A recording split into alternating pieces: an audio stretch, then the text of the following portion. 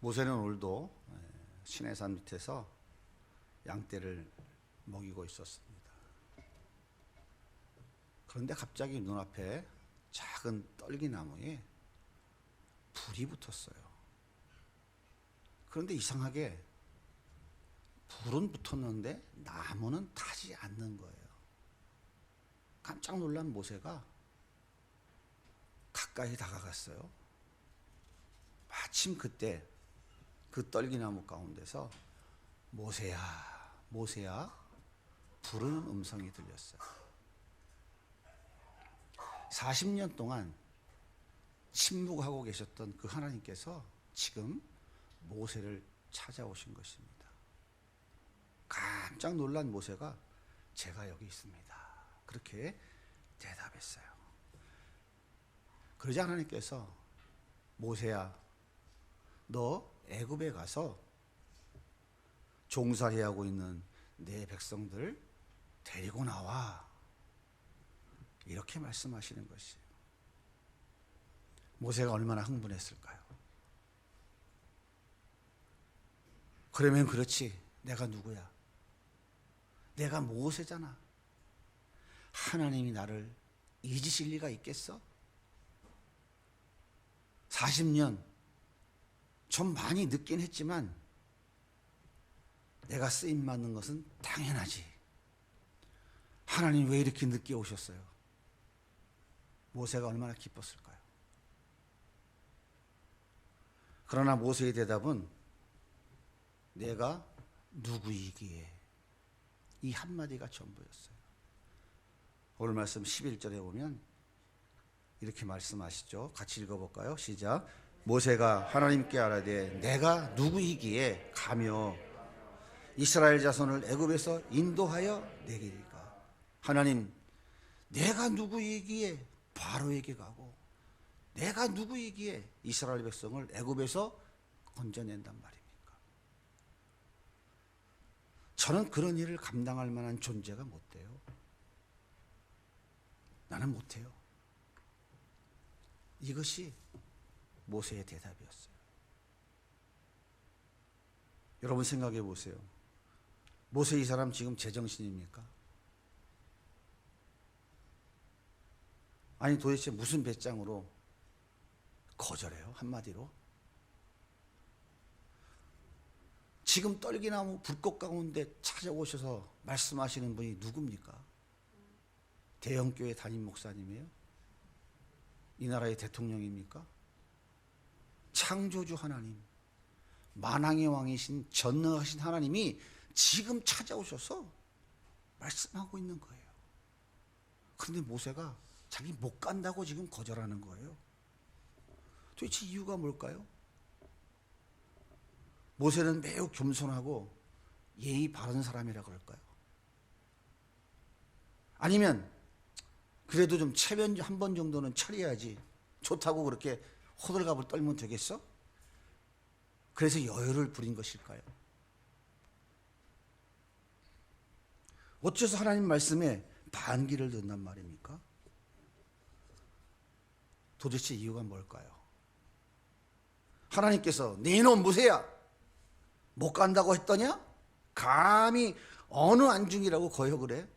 네 이놈 불호령을 내리셔야 되지 않겠어요? 근데 하나님께서 오늘 말씀을 자세히 읽어보면 모세에게 화를 내기는커녕 모세를 살살 달래주십니다. 모세야, 걱정하지 마. 내가 너와 함께 하잖아. 바로 왕이 네 말을 안 들으면 내가 듣지 않고는 견딜 수 없도록 만들어 놓을게. 걱정 말고 가. 그러자 모세가 이렇게 대답해요. 출애굽기 4장 1절입니다. 같이 읽을게요. 모세가 대답하여 이르되 그러나 나는 그들이 나를 믿지 아니하며 내 말을 듣지 아니하고 이러기를 여호와께서 내게 나타나지 아니하셨다 하리이다. 한마디로 무슨 얘기예요? 하나님, 내 말을 누가 믿겠습니까? 그들이 내 말을 믿겠어요? 전 못 가요. 도대체 이유가 뭐예요? 자, 그러면 이러면 어떨까요? 하나님께서 이렇게 해서요. 모세야, 네 손에 든 게 뭐냐? 지팡이요. 그 땅에 던져봐라. 모세가 지팡이를 땅에 던졌더니 뱀으로 바뀌었어요. 그랬더니 하나님께서 모세야, 뱀 꼬랑지를 다시 잡아라. 잡았더니 다시 지팡이가 됐어요. 어떻게? 배산영제 갈 것 같아요? 아이고 하나님 가겠습니다 이럴 것 같아? 어때요? 그것도 좀 부족할 것 같아요? 하나님께서 모세야, 내 손을 내 품속에 좀 넣어봐라. 빼봐라. 문둥병이 하얗게 들었어요. 하나님께서 모세야, 다시 넣어봐라. 넣어서 이제 빼라 했더니 깨끗해졌어요. 어때? 갈 수 있을 것 같아요? 어때요? 그래도 안 될 것 같아요? 여기서 끝이 아니라 하나님께서 시간이 없어서 말씀을 안 읽으니까 말씀을 다 잘 보세요. 제가 지어낸 얘기를 하고 있는 게 아니니까. 모세야, 바로가 이 두 가지 기적을 보고도 믿지 않거든. 이번에는 물을 좀 하수에서 물을 떠다가 부어봐라. 그러면 그 물이 피로 변할 거야. 그러면 믿을 거니까 이제 걱정하지 말고 가거라. 모세는 하나님의 놀라운 기적을 3번이나 체험했어요. 하나님이 이 정도 했으면 이거는 하나님의 명령입니까? 통사정입니까? 여러분 경험을 안 해보셔서 그랬나요? 경험을 해보셨나요?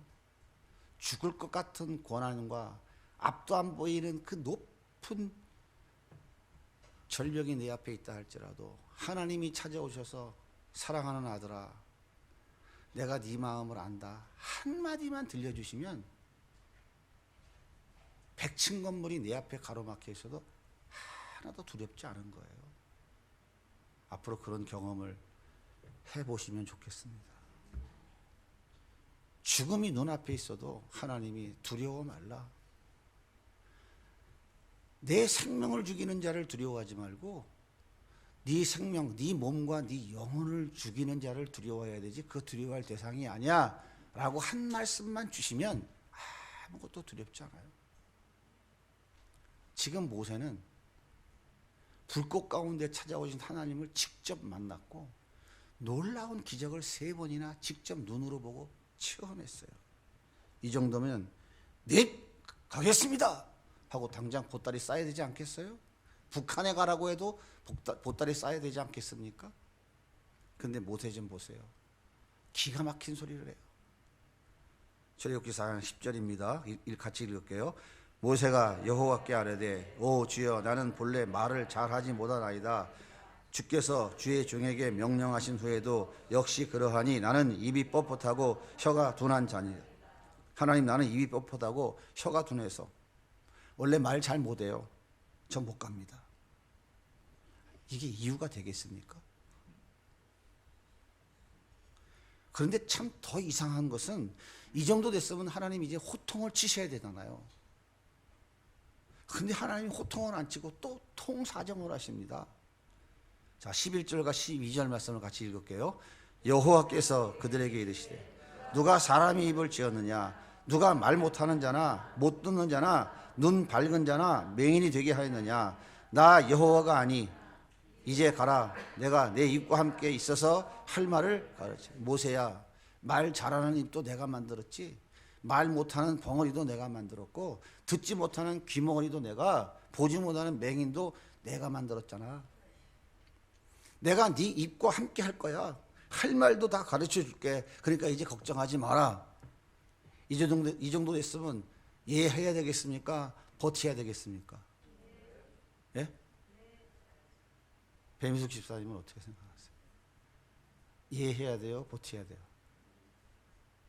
예? 대답을 안 하시네. 그러면 저기 박지혜 이해해야 돼? 버텨야 돼? 예? 저 같으면 난리 났어요. 저 같으면 얘 정도가 아니라 춤도 추고 깽가리 치고 난리 났을 거예요.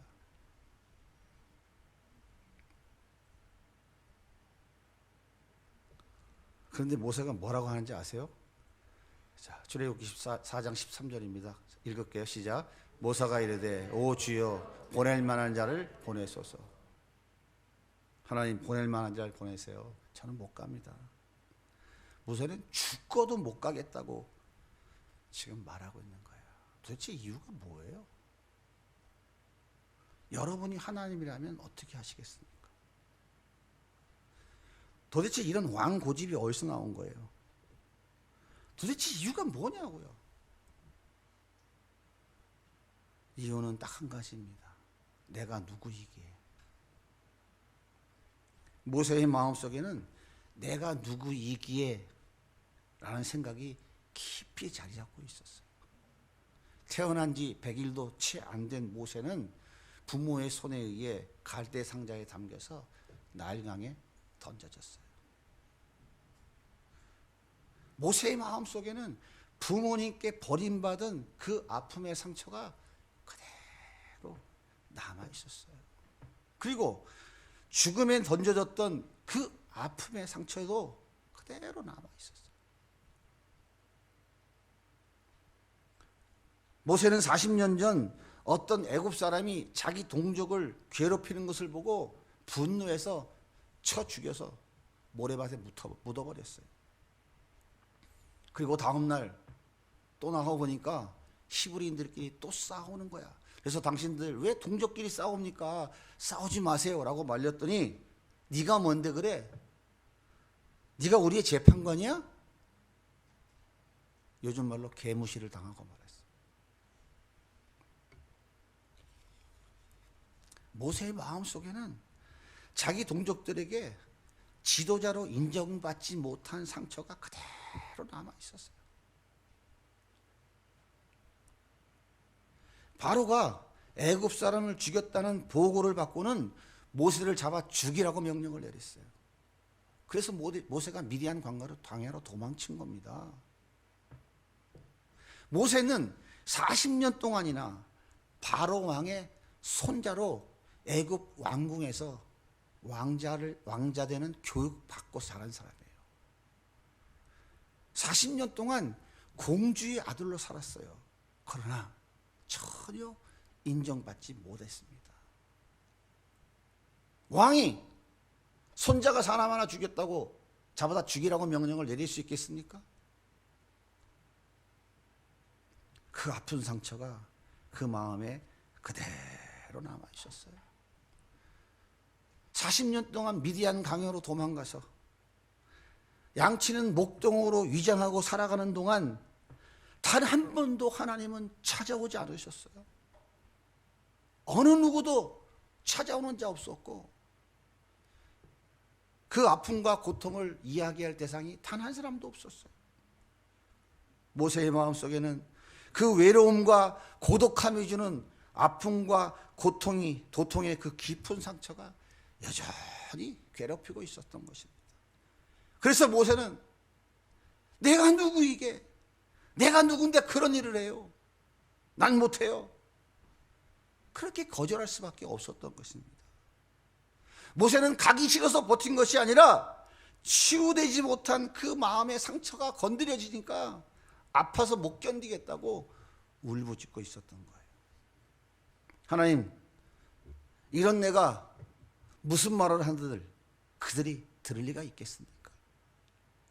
하나님, 이런 내가 하나님을 만났다고 하면 그들이 믿어주긴 하겠습니까?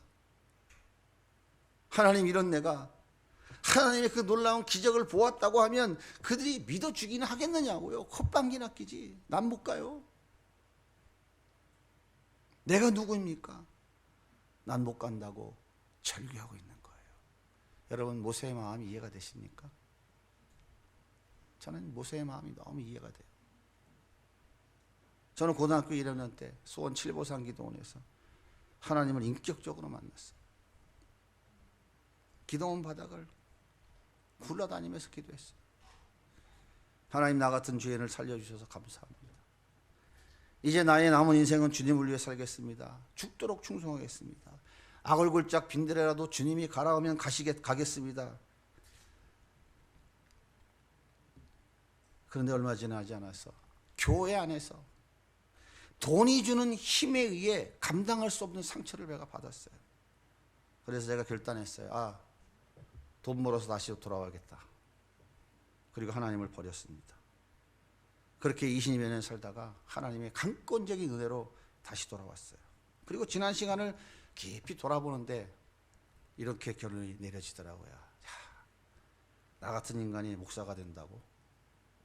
그래서 하나님을 해야 한다고? 아이고, 말도 안 되는 소리지. 대체 내가 누구야? 인간 김태호가 그렇게 거룩한 하나님의 일을 한단 말이야. 내가 목사가 된다면 세상 사람들이 얼마나 조롱할까. 지나가는 개도 웃겠다. 나는 못해. 그런 결론을 내렸습니다. 그래서 저는 신학 공부는 하지만 목사 안수는 안 받고 저 중국이나 북한 땅 어느 곳에 들어가서 예수 믿으라고 소리 지르고 다니다가 그냥 거기서 죽이려고 결단을 했어요. 그래서 제 아내와 두 아들 데리고 중국에 들어가서 2주 동안 북경, 영길, 백두산 그리고 북한 군경을 다 둘러보았어요. 나중에 두 아들이 아빠가 죽었다는 소식을 듣게 되면 아마 우리 아빠가 우리와 함께 가봤던 저기 어디선가 순교하셨을 거야. 이런 기억이라도 남게 해주고 싶었어요.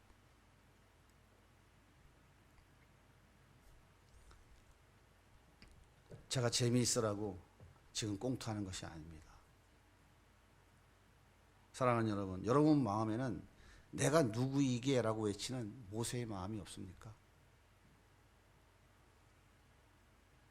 왜 나는 다른 사람을 인정하지 못할까요?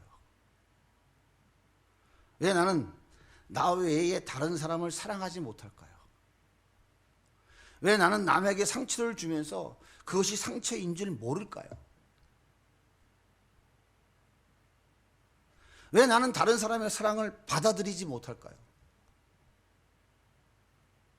왜 나는 자존감을 상실한 채 자격지심과 비교의식에 빠져서 허우적거리고 있을까요? 왜 나는 우울감에 빠져서 날마다 나를 비관하며 살아갈까요? 왜 하나님이 나를 사랑한다고 하는데 그것이 믿어지지가 않고 실감이 가지 않을까요? 왜 나는 안 그럴까요? 그것은 바로 내가 누구이기에 라고 하는 상처 때문입니다. 그래서 그 상처란 마음에 아무리 사랑을 퍼부어 주어도 그것이 사랑으로 느껴지지 않는 거예요. 아무리 사랑을 퍼부어 주고 용서를 퍼부어 주어도 그것이 용서로 느껴지지 않는 것입니다. 그 상처란 마음에 아무리 인정을 붓고 또 부어주어도 인정해주고 또 인정해주어도 그것이 인정으로 느껴지지 않는 것입니다. 오히려 아픈 상처가 더 아프기만 하고 아플수록 더 숨고 싶고 세상이 모두 원수같이 느껴질 뿐입니다. 그리고 자폭하고 싶은 마음이 내 마음을 옥죄는 거예요. 그래서 모세는 버틴 거예요. 가기 싫어서가 아니라 그 상처가 너무 아파서 몸부림을 치고 있는 거예요. 그렇게 버티던 모세가 아내와 아들들을 나귀에 태우고 애굽으로 출발합니다. 자, 19절과 20절 말씀을 같이 한번 읽어볼게요. 시작.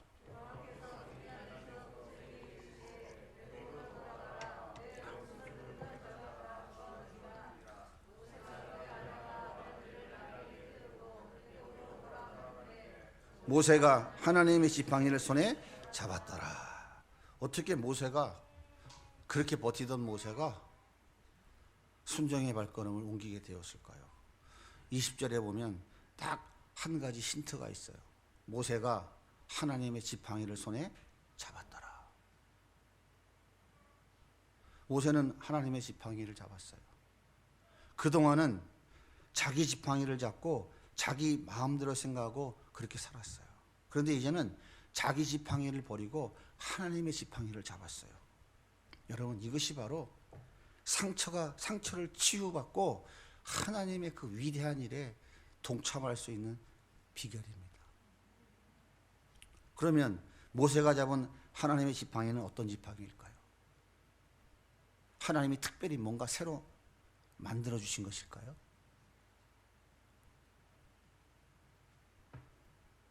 아르벤나이트의 요술램프처럼 뭔가 지팡이를 대고 주문을 해오면 내가 원하는 것이 척척척척 이루어지는 그런 요술 지팡이를 하나님이 손에 쥐어주신 걸까요?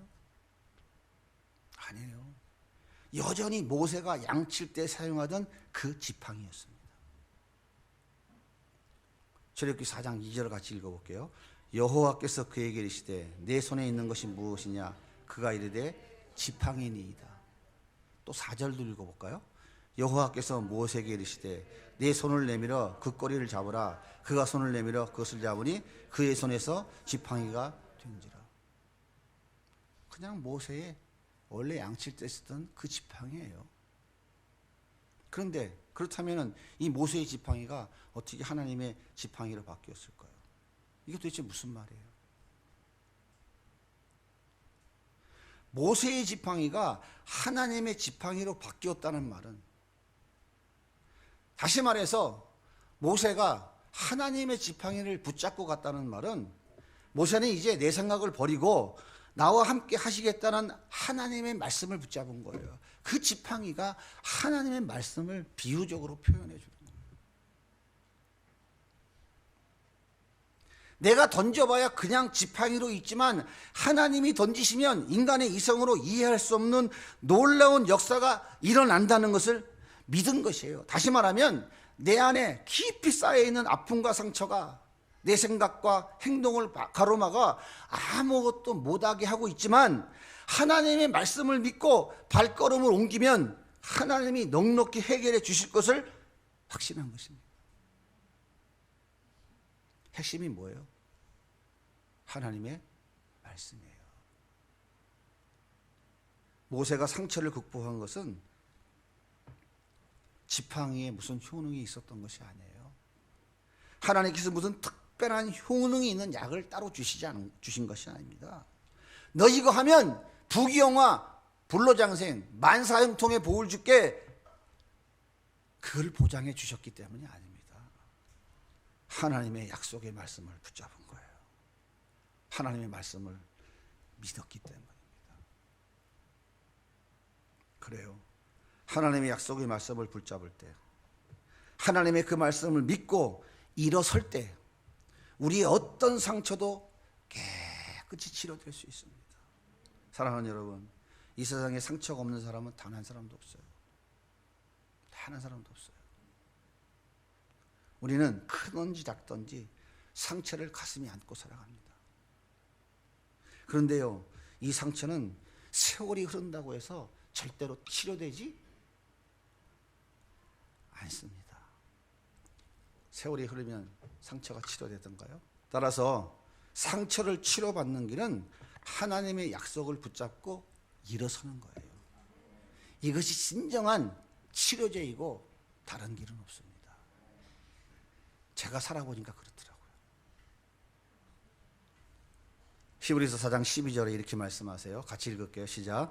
하나님의 말씀은 살아있고 활력이 있어 좌우의 날선 어떤 검보다도 예리하며 혼과 영과 및 관절과 골수를 찔러 쪼개기까지 하며 또한 마음의 생각과 뜻을 판단하나니.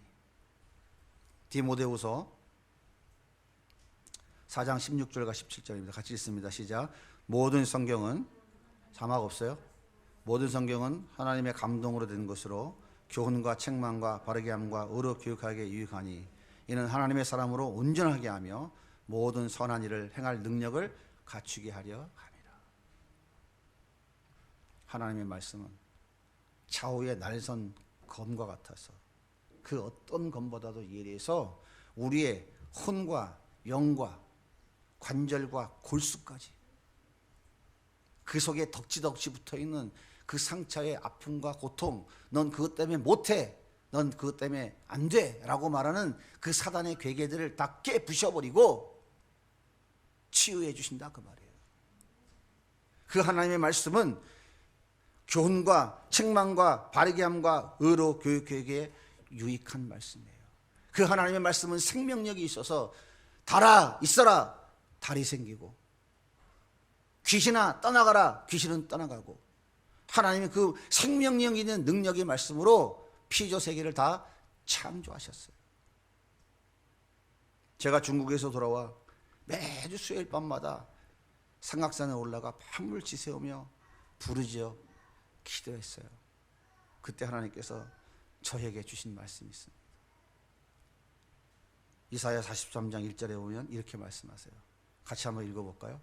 내가 너를 구속하였고 내가 너를 지명하여 불렀나니 너는 내 것이라. 술집에 다녀보신 분들은 지명하여 불렀나니 너는 내 것이라는 말의 의미가 뭔지 아시죠?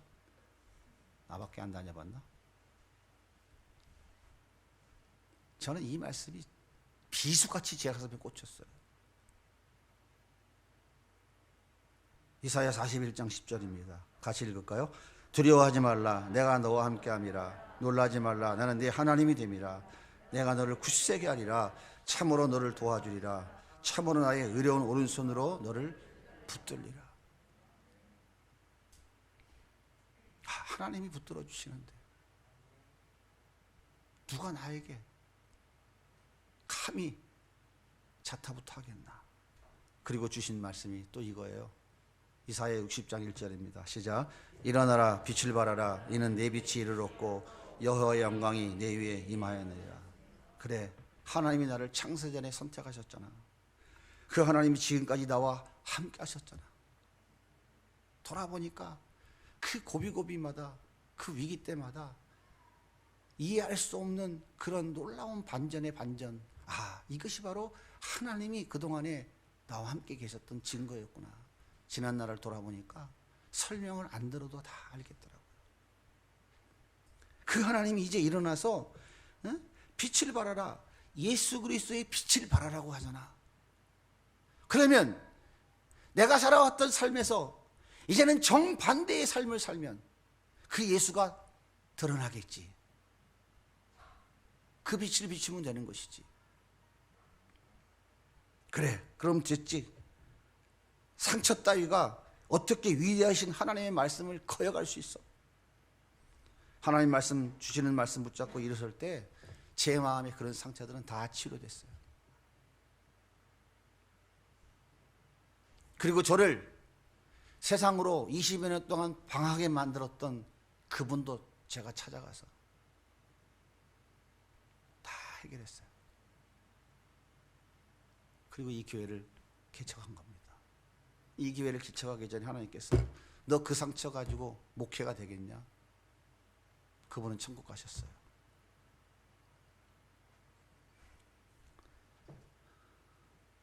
그래서 지금 목사 안수 받고 다음 세대 살리라는 하나님의 명령을 따라 지금 여러분 앞에 서 있는 것입니다. 사랑하는 여러분, 상처 바라보며 허우적거리지 마시고 하나님 말씀을 붙잡으시기 바랍니다.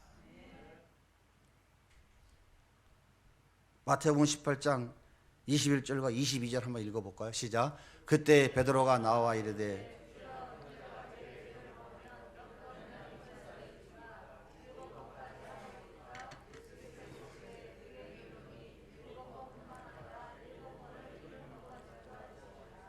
이 말씀을 붙잡고 나에게 상처 주었다고 생각하는 사람을 용서하세요. 여기서 치료의 역사가 시작되는 거예요. 마태복음 22장 37절입니다. 한번 또 읽어볼게요. 예수께서 이르시되 내 마음을 다하고 목숨을 다하고 뜻을 다하여 주의 너희 하나님을 사랑하라 하셨으니 이것이 크고 첫째 되는 계명이요 둘째도 그와 같으니 내 이웃을 내 자신같이 사랑하라 하셨으니. 이 말씀 붙잡고 보고도 쉽지 않은 부모, 가족들, 남편, 아내, 이웃사랑, 이웃들 사랑을 시작하세요. 그리고 하나님 사랑을 시작하세요. 치료의 역사가 시작됩니다. 목사님, 그게 가능해요? 그걸 어떻게 합니까? 못한다고요? 아, 그래요. 못해요. 저도 알아요. 못합니다. 그런데 여러분이 진짜 예수 믿는다면 하나님은 이미 여러분을 의인이라고 인정해 주셨어요. 죄는 못하지만 의인은 할 수 있는 거예요. 죄인은 사단의 자식이에요. 죄인이 짓는 죄는 율법을 범하는 죄니까 그 죄는 쌓이고 쌓여서 하나님 앞에 심판받아 죽어야 될 죄입니다. 하지만 그 죄에서 구원받은 하나님의 자녀들은 이제 의인이라고요. 그래서 하나님의 백성이 됐다고요. 그럼에도 불구하고 여러분 죄를 짓고 있어요. 그 죄는 하나님의 사랑 안에서 짓는 죄예요. 그래서 그 죄를 고백하면 용서해 주신다고 하신 거예요. 이미 용서해 받았고 용서해 주신다고 하신 거라고요. 여러분이 적어도 예수 믿고 구원받아 하나님의 자녀가 되었다면 여러분은 의인이고요. 충분히 말씀 붙잡고 일어나서 원수를 사랑하기 위하여 손을 내밀 수 있고요. 나를 힘들고 핍박하게 하고 눈물 흘린 사람들을 위해서 손을 내밀어서 용서를 해줄 수 있는 능력과 자격을 갖춘 사람들이에요. 그러므로 주저앉아 있지 마시고 몸부림을 치셔야 됩니다. 그냥 되지 않아요. 몸부림을 쳐야 돼요.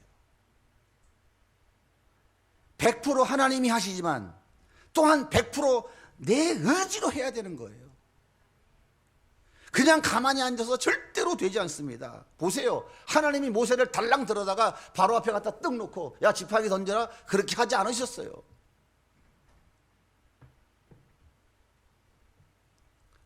말씀 붙잡고 일어나 하나님 그 명령에 따라 행동을 시작해야 됩니다. 실수해도 괜찮아요. 실패해도 괜찮습니다. 또 넘어져도 괜찮습니다. 여러분의 실패와 실수와 또 넘어지면 누구 안에서 하는 거라고요? 하나님의 사랑 안에서 하는 거라고요. 마귀 새끼들 손 안에서 죄를 쌓아가는 게 아니다 이 말이에요. 적어도 여러분이 진짜 예수 믿고 구원받았다면. 그래서 히브리서 4장 16절의 말씀처럼 은혜의 보좌 앞에 당당하게, 그 말을 바꾸면 무슨 말이라고요? 뻔뻔하게. 이게 원래 뻔뻔하다는 표현이에요. 뻔뻔하게 은혜의 보좌 앞에 나아가느니라. 그래서 뻔뻔하게 보좌 앞에 나아가는 자격을 얻으신 거라고요. 예수님 손 붙잡고 다시 일어나면 됩니다. 그러면 하나님의 위대한 역사가 여러분을 통해서 시작되는 거예요. 예수님께서 십자가에 달려 죽으실 때 마지막 남긴 말이 뭡니까? 엘리 엘리 라마 사막다니, 나의 하나님 나의 하나님 어찌하여 나를 버리시나이까. 인류 구원을 위해 죄인의 대표로 죽어야 했기 때문에 하나님은 예수님을 버려야만 됐어요. 예수님 버림받아야만 됐어요. 그래야 죄인이고 그래야 죽지요. 예수님이 가장 아팠던 것이 뭐냐면 그토록 사랑하는 아버지로부터 버림받음이었어요. 그래서 그렇게 마지막 절규한 거예요. 창에 찔려서 아파서 운 게 아니에요. 내 제자들이 나를 버리고 도망간다고 아파서 울었던 게 아니에요. 저 멀리 있는 어머니를 바라보며 엘리 엘리 라마 사막다니 한 게 아니에요. 그 아버지의 버림을 받아야 되는 그 상처가 너무 아파서 엘리 엘리 라마 사막다니를 외치셨던 겁니다. 그래서 예수님은 여러분의 아픔을 너무나 잘 아시는 분이에요. 그래서 진정한 위로는 예수 안에 있는 거예요. 진정한 위로는 돈이 주는 것도 아니에요. 진정한 위로는 쾌락이 주는 것도 아니에요. 진정한 위로는 소유에 있는 것도 아니에요. 나의 아픔을 진짜 아시는 그 예수님의 그 위로의 한마디가 내 인생을 바꿔놓는 거예요. 여러 번 말씀드렸지만 책 보고 책 읽어서 얘기할 시간이 없어요. 제가 살아온 삶을, 내가 만난 하나님을 이야기해도 시간이 만날 부족해요.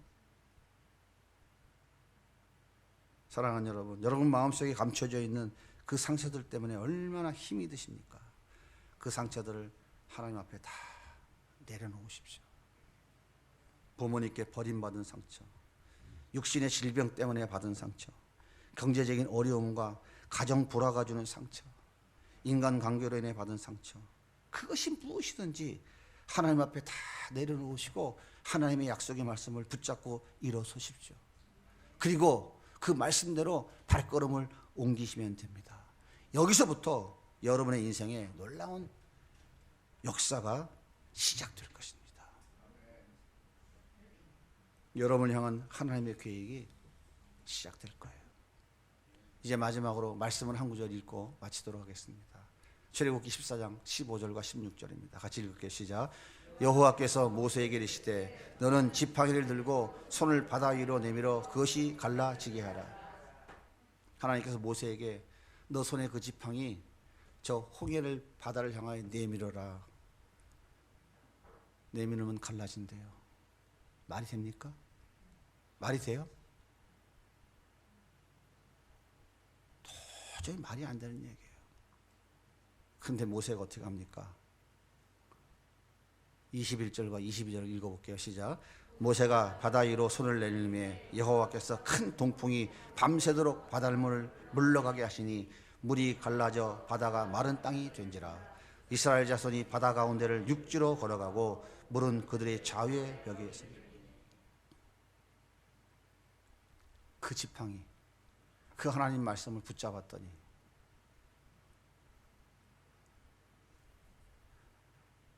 이스라엘을 애굽에서 구원해내는 하나님의 위대한 도구로 모세는 쓰임받은 거예요. 사랑하는 여러분, 상처를 안고 여전히 끙끙거리며 계속 사시겠습니까? 아니면 말씀 붙잡고 일어나서 발걸음을 옮기시겠습니까? 결정은 여러분이 하시지만 저는 여러분이 더 이상 끙끙거리지 말고 말씀 붙잡고 일어나서 주님이 말씀하심을 따라 걸어갔으면 좋겠어요. 여러분의 인생은 거기서부터 반전의 역사가 일어납니다.